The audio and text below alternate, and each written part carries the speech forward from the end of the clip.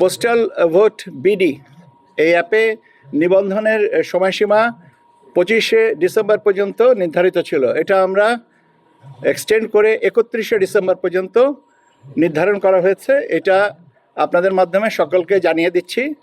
যারা নিবন্ধন প্রক্রিয়ায় এখনও অংশগ্রহণ করেননি তারা অনুগ্রহ করে 31শে ডিসেম্বর 2025 তারিখের মধ্যে নিবন্ধন সম্পন্ন করবেন।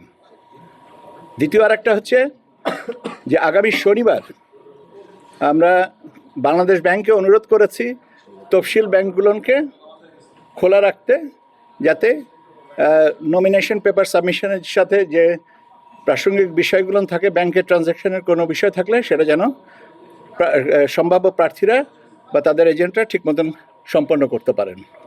ধন্যবাদ।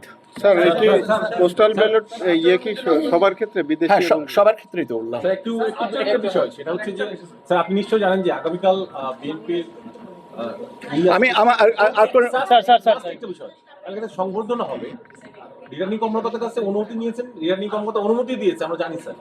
তারপরে স্যার ওখানে কোনো আচরণের লঙ্ঘন হবে কিনা সেইগুলো আপনারা দেখভাল করবেন কিনা সেটা রিটার্নিং অফিসার দেখবেন। স্যার, রাজনৈতিক দলের পক্ষ থেকে আচরণ বিধি নিয়ে বলা হয়েছে, এই বিষয়গুলোতে অবহিত করা হয়েছে। স্যার, আচরণবিধি লঙ্ঘনে আপনারা খুব বেশি ওয়াকিবহাল না, এই কথাটাও বলা হচ্ছে দুটি দল থেকে। আপনারা এই বিষয়ে ব্যাপার হচ্ছে যে যার অবস্থান থেকে বলেছেন।